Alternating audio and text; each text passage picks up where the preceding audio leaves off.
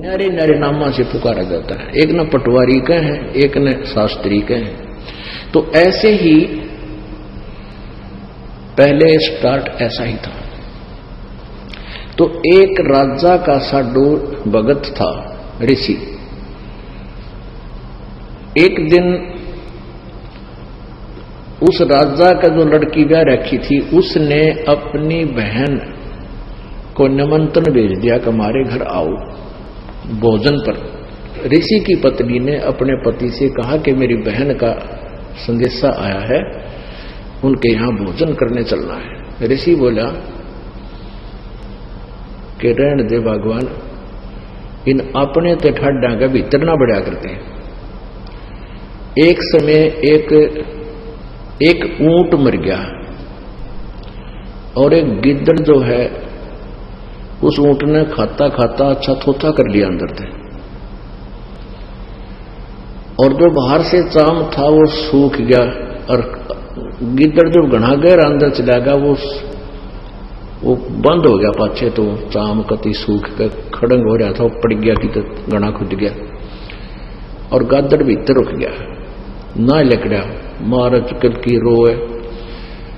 एक हफ्ते पाछे वर्षा होगी, वर्षा होने तक वो नरम हो गया चाम, वो गादड़ फिर मार के सिर निकला, कसूती स्पीड पकड़ रहा। तो साक्षी बोले रहा कित गया था, नो बोला वह गया कि था, एक अनुभव तो हो गया, बोला अपने तो बड्डे का भीतर नहीं बढ़े।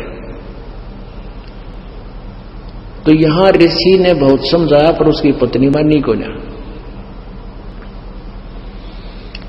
अक्के हो गया नो तो जाया करें, ईसा के जुल्म कर रहा है नो सर, वो बोला ले चलते, वो चले गए। अब राजा ने उसने 36 पकवान बना रखे, ये इधर उधर देख जरा बताओ भाई।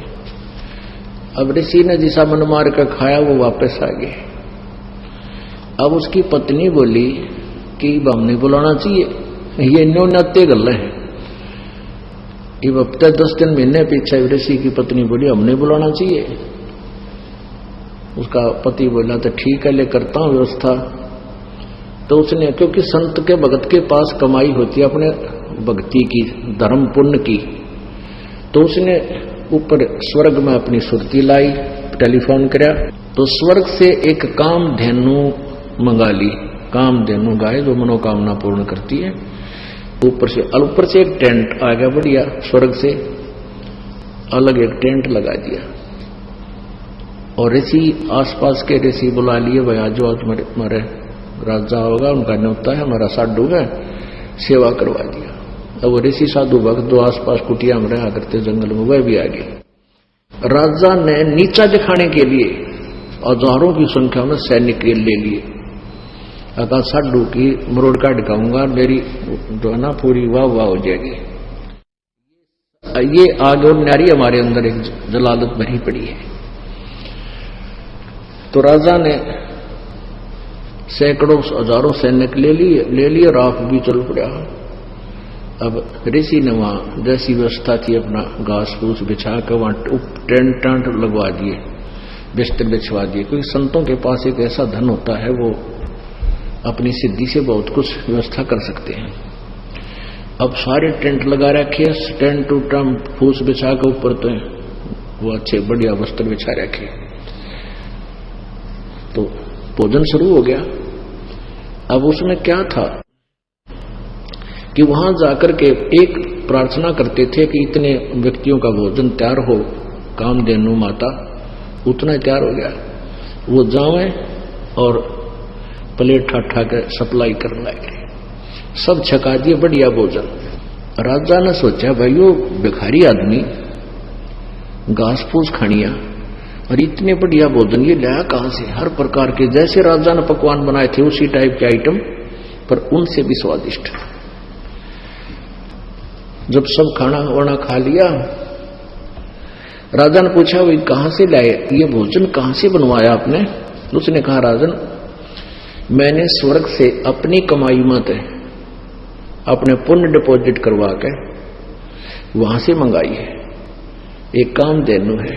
इस कामधेनु गाय में इतनी वो है कि कितना ही भोजन करने लगे पूरी सेना भी जमाई जा सकती है। मेरे पास कई लाख सेना, बोला जी सारी सेना पूरी पृथ्वी ने भी जमा लेते, इसने खाना खिलाते।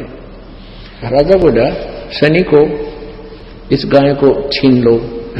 साडू की यारी इतनी हो है, सैनिकों इस गाय को छीन लो और चलो, ये कंगाल के करेगा अपने काम आवेगी, राजा के घर पे जरूरत है इसकी। तब ऋषि ने कहा कि हे माता आप स्वर्ग चली जाइए, मेरी काबू से बाहर बात हो गई है। तो ऐसे ही वो गौ जो है ना कामधेनु उस टेंट को चीरती हुई आकाश में उड़कर चल पड़ी। राजा ने तीर मारा, वह खुर में लग गया और खुर में से रक्त गिरता हुआ जहां जहां भी रक्त गिरा उस गाय का, वहां पर यह बीमारी पैदा होगी तमाकू। अब क्या बताते हैं कि तुम एक तरफ तो हिंदू को आओ और फिर गाय के खून न पियो, तमाकू बनाकर हुक्का में डाल के बीड़ी सिगरेट पी के, या तो तुमने ज्ञान नहीं या स्वाद पड़ गया।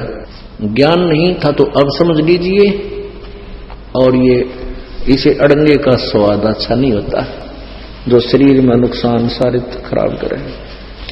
तो क्या बताते हैं, खून नाम खूं का, तमा नाम गाय।